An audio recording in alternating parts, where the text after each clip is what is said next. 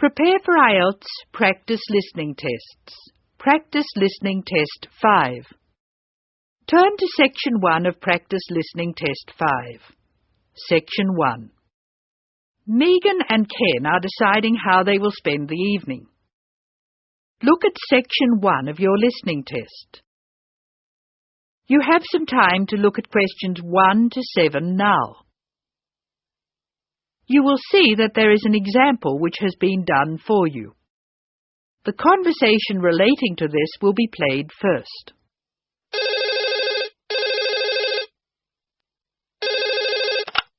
Hello, Megan speaking. Hello, Megan. Hello, Ken. I'm glad you called.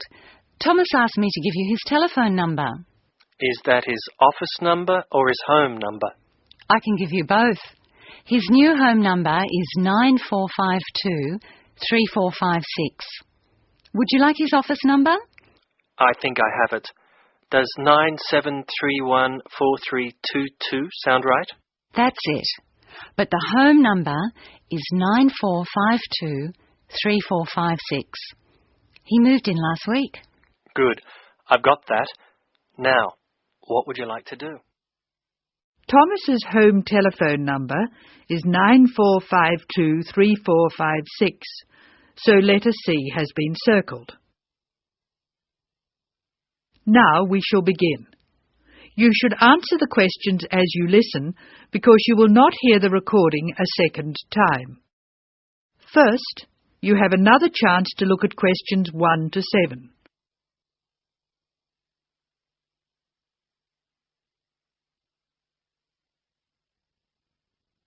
Now listen carefully and answer questions 1 to 7.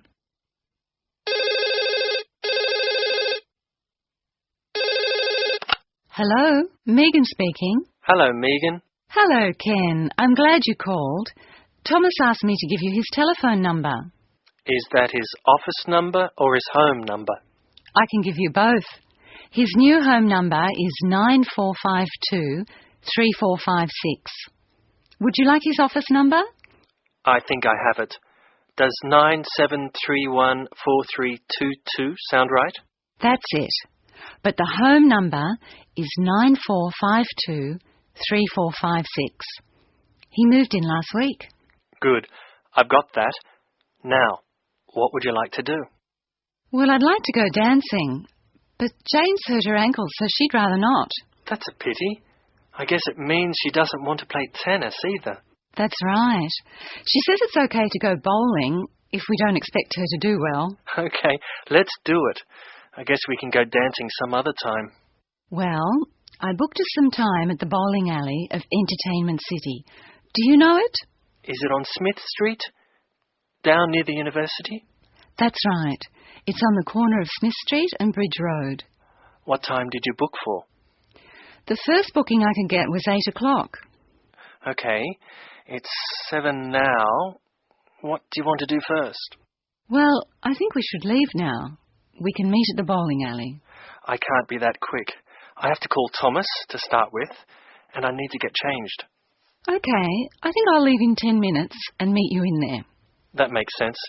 I'll take my car, so I'll be quite quick. I'll be out of here in half an hour. Okay. You're so lucky to have a car. You can get around so easily. Well, yes and no. I often spend ages driving around trying to find a park. The traffic can be very bad. Well, that won't be a problem for me, because I'll take the bus. It goes right past my door, and I'll have plenty of time. Sounds good. Who else is coming? I think nearly everyone from the afternoon class will be there. Which class? The big maths class or the afternoon tutorial? The maths class. What's more, we get a concession for large numbers. That's good. I'm trying to keep my expenses down this month. So am I. I expect tonight will cost about $20. You must be good with money. I expect it to come to, nearly $40. So how are you going to manage that? Well, the bus is cheap, and if I come home early, I won't have time to spend too much. In any case, I have to be up early tomorrow morning, so I'd really better try to get home by about 11. That reminds me, I have to phone the taxi company for my mother. Goodbye, Megan. I'll see you later. Goodbye, Ken. Ken calls the taxi company. Listen and be ready to answer questions 8 and 9. First, look at questions 8 and 9. Now listen to the telephone call and be ready to answer questions 8 and 9.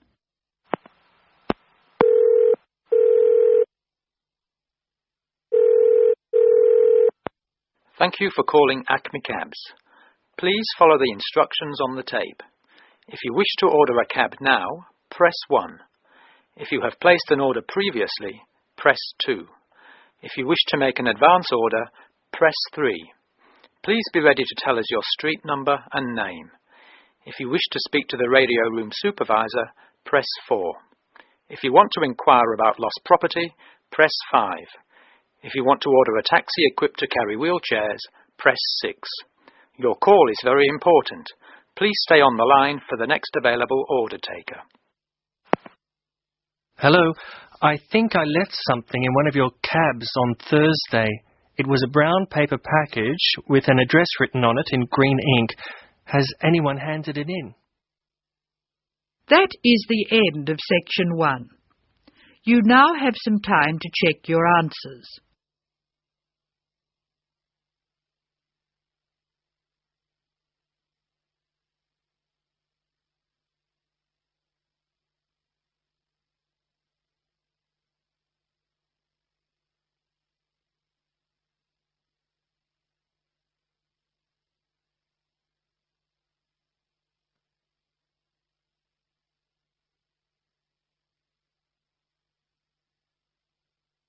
Now turn to section 2.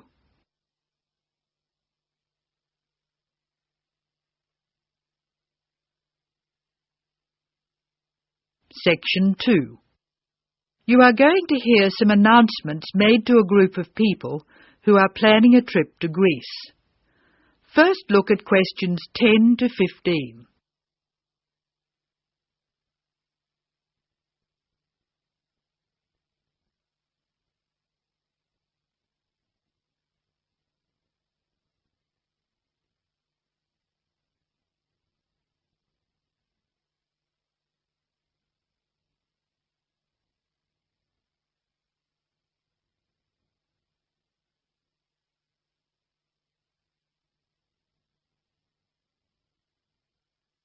As you listen to the first part of the talk, answer questions 10 to 15.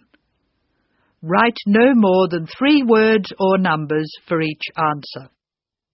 Good morning, everyone. I'm getting very excited about this trip to Greece, and I'm sure you are too. As you know, we didn't have all the details at our last meeting, but I can give them to you now. We'll leave London Gatwick Airport on British Airways next Wednesday. Please be sure to be at the airport by 6:30. I know it's early, but our departure time is 8:25 a.m. We're quite a large group and we don't want to have any hassles. Please be sure to have all your travel documents ready. We'll arrive in Athens at 2:25 in the afternoon and there'll be a vehicle there to meet us. It'll be a full-sized coach so everyone can travel together. We'll spend 3 full days in our hotel in Athens, although we're only being charged for 2 nights accommodation, which is good news. The second day we'll go to the National Archaeological Museum to see the enormous collection of ancient Greek works of art, antiques, statues, a brilliant display. We'll eat out at a typical Greek restaurant on Thursday night. It's going to be a very busy time in Athens. Friday morning and afternoon we'll visit historic sites, but we have nothing planned for the rest of the day. On Saturday we're off to the islands, the Greek islands of ancient myth and modern romance. Now the big news. At first we thought we'd take the ferry, but we've been very lucky to secure a sailing boat, which is big enough for all of us. I'm really excited about this part of the trip because we'll see the islands to the best advantage and we'll be able to cruise around and sleep on board. We'll get off at different islands, and for one part of the trip we'll have people playing Greek traditional music actually on board with us. Now I'll pass out a brochure with all the details. Now look at questions 16 to 18.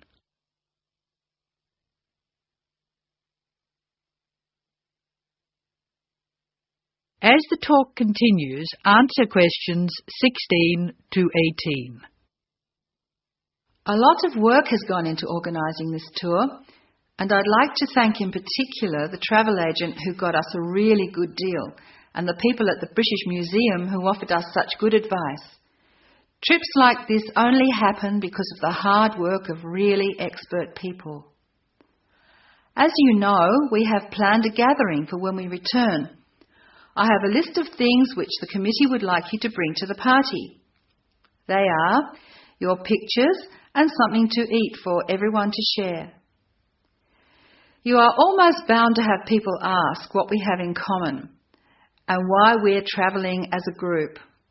I suppose the answer is that we're interested in learning about old societies and vanished cultures, and we all enjoy travelling.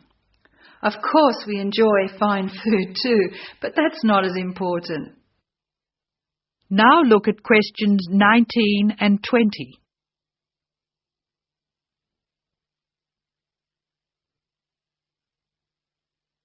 As the talk continues, answer questions 19 and 20. Oh, I nearly forgot the last piece of information. You'll see there are labels which I have passed around for you to put on all your luggage. Could you fill them in, please? On the top line, please write Greek tour, and on the lower line, write in block letters, uppercase, the letters AA and the number 3. That's AA3.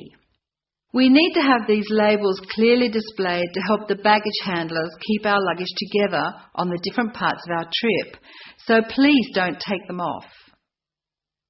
That is the end of section 2. You now have some time to check your answers.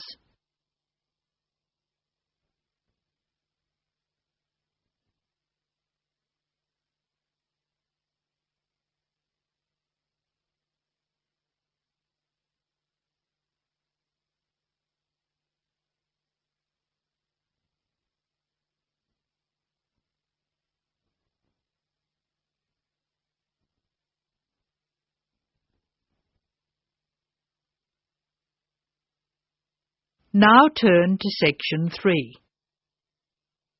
You are going to hear Dr. Joanna Robinson, the course director of a language learning centre, answering questions from reporters from the student newspaper. First, look at questions 21 to 26.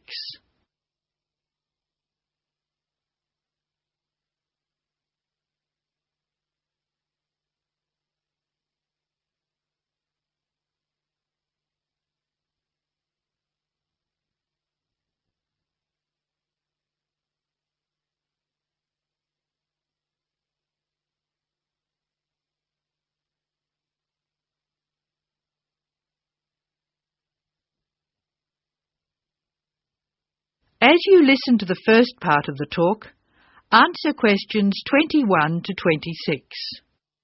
Write no more than 3 words or numbers for each answer.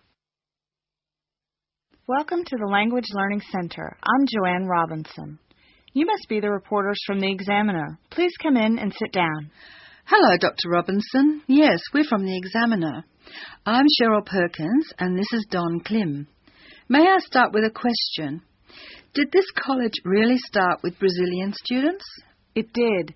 The Language Learning Center was founded in 1985 to look after a group of students from Brazil who wanted to study here.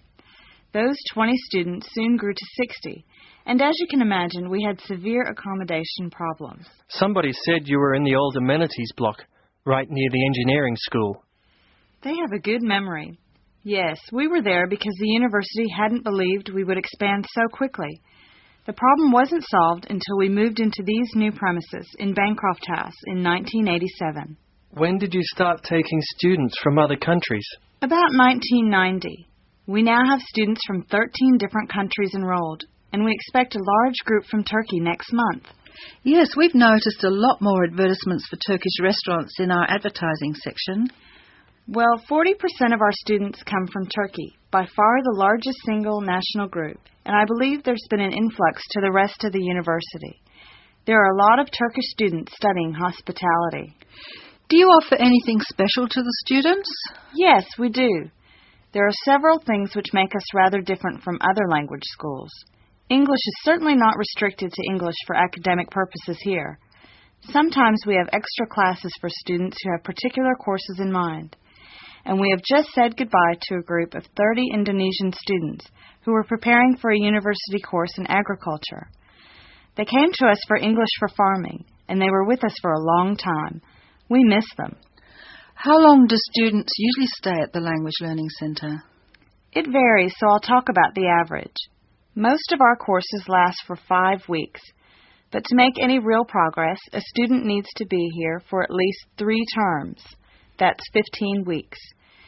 The students do better if they have a little time to settle in at the beginning of the course, and we offer an orientation course that lasts a week. Most students take it. It helps them to settle down, and it gives us plenty of time to test them and place them at the right level. How many people are in each class? We sometimes go up to 18, but our average class size is 14 students, and some classes have as few as 7 participants. It depends on the needs of the group. You were saying that you miss your students when they go. How do you attract students? I mean, how do they hear about the Language Learning Centre in the first place? We're included in the university advertising and marketing, and we have our own website. The thing which works best for us, though, is word of mouth. Students who leave us often send us their friends. In fact, a student who arrived today was carrying a photograph for me of a former student and his baby. It sounds like a nice place to be. It is.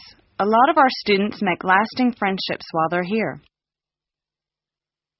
Now look at questions 27 to 31. As the talk continues, answer questions 27 to 31. Making friends with other students sounds special enough. I'd like to emphasize that in the student newspaper. We do try to get our students to be part of the wider university. How do you do that? Do you encourage them to join the sports centre, for instance? Indeed we do. The sports centre is always looking for active participants, particularly in soccer. Oh, and something else. You might like to mention that we don't teach just English here. I mean, we're a language centre, not an English language centre. You may learn Spanish, Mandarin, and Russian here, and we can sometimes offer other languages. This means we can have some students who are native speakers of those languages as conversation partners for English-speaking students. Who can do these courses? At this stage, any native speaker of English. What about the people who are learning English? Can they do a non-English language course? At this time, only if they've almost finished their English language course. You see, we try very hard to involve students who are native speakers of English as conversation leaders, and we encourage our students to join groups on the campus. For instance, if they enjoy music, there is an active jazz group available to everyone, and that's a lot of fun. On the other hand, elementary students can't go to the drama group. Their English just isn't ready for that sort of activity. But the university choir welcomes all the singers it can find. They often do large productions that need a lot of voices. I imagine the special conversation groups are open to all your students. I wish they were. I'm sorry to say they're a special service we provide for elementary students only. Is there anything else I can tell you? I'd be really pleased if you could write about the courses we offer in foreign languages. I think our readers will be very interested in that. Thank you for your time, Dr. Robinson. Yes, thank you very much. Goodbye. Thank you for giving me the opportunity to talk about the center. It's always good to let the rest of the students at the university know what goes on in our classrooms and outside them. After all, many of our students leave us and then study for degrees in various disciplines on this campus. That is the end of section 3. You will now have some time to check your answers.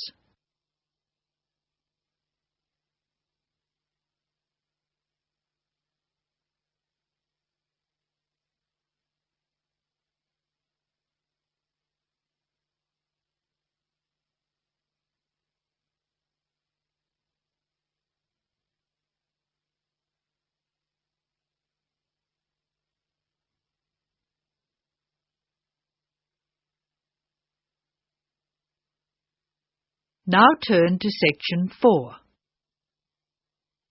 Section 4. You will hear a talk about the pitfalls and pleasures of being a postgraduate student.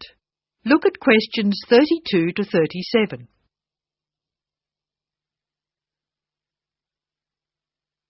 Listen to the speaker's advice and answer questions 32 to 37. Circle the correct letter. Postgraduates are about as easy to define as catching steam in a bucket. Courses can be vocational, for training, as research, as a preparation for research, or a combination of these. Also, you can choose between full-time and part-time. Increasingly, the approach to postgraduate study is becoming modular. The vast majority of postgraduates are doing short, taught courses, many of which provide specific vocational training. Indeed, there has been a 400% increase in postgraduate numbers in Britain over the past 20 years. Current figures stand at just under 400,000. People undertake postgraduate study for many reasons. These may be academic, intellectual challenge, development of knowledge; vocational, training for a specific career goal; or only vague, drifting into further study. It is essential that you determine the reasons you want to become a postgraduate. If you have clear goals and reasons for studying, this will enhance your learning experience and help you to remain focused and motivated throughout your course. Where you study should be based on much more than the course you want to do. For some courses, you're likely to be there for several years, and it is important that you are happy living there. Check also what type of accommodation is available, and whether the institution provides any housing specifically for postgraduates. Choosing an institution and department is a difficult process. To determine quality, do not rely on the reputation of an institution, but find out what the ratings are from the most recent assessment exercises. Find out about the staff, their reputation, competence, enthusiasm, and friendliness. Visit the department if possible and talk to existing postgraduates about their experience, satisfaction, comments and complaints. Be very careful to check how they feel about their supervisors. Also, check what facilities are available, both at an institutional level, for example libraries, laboratory and computing facilities, and in the department, for example study room, desk, photocopying, secretarial support, etc. Everyone will have their own priorities here. I am always anxious to check the computer support available and regard it as slightly more important than library access. Your working environment and the support available to you plays an essential part in making your work as a postgraduate a positive experience. Life as a postgraduate can be very different to your other experiences of education. Things that can distinguish your experience are the level of study, independence of working, intensity of the course, the demands on your time, and often the fact that you're older than the majority of students. These factors can contribute to making you feel isolated. However, there are several ways you can make sure that this is either short-lived or does not happen at all. Many student unions have postgraduate societies that organise social events and may also provide representation for postgraduates to both the student union and the institution. Departments can also help to create a sense of identity and community, and often have discussion groups available. Don't be afraid to talk to staff about any difficulties you might be having. Of course, universities provide counselling services, but we have found that the best advice comes from talking to other postgraduates who may have faced similar difficulties. Look at questions 38 to 40. Write no more than 3 words for each answer. Financial planning is essential, since the government excludes postgraduates from student loans, and it can be difficult to maintain your student status with banks. This has implications for free banking and overdraft facilities. Do not underestimate your living costs, including food, accommodation and travel. And be careful not to budget for everything except a social life. Funding a course is one of the most challenging things people face when considering postgraduate study. Most postgraduate students finance themselves. They pay often very large fees to the institution and receive no maintenance income to support their study. Make sure you know exactly what your costs will be. Institutions often hide extra fees, like laboratory costs, behind the headline fee rate advertised. Funding can come from various sources: research councils, charities, trust funds, institutional scholarships, local education authorities, and professional bodies and organisations all offer various levels of funding. As I said before, the government excludes postgraduates from student loans, so it is essential you look to other sources. Career development loans are available from high street banks. The best advice on funding is to be proactive, persistent and patient. The postgraduate community in Britain is multinational, has a wide range of experience of life and work, and an exciting mix of goals, both career and academic. Being a postgraduate student should be a productive and fulfilling thing to do, and you will become part of a diverse and motivated social group. That is the end of section 4. You now have some time to check your answers.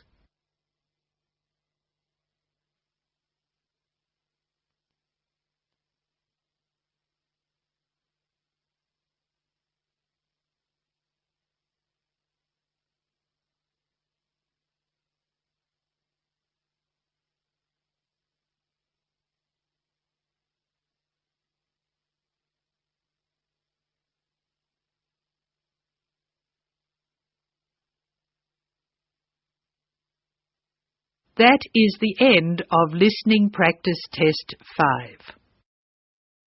5.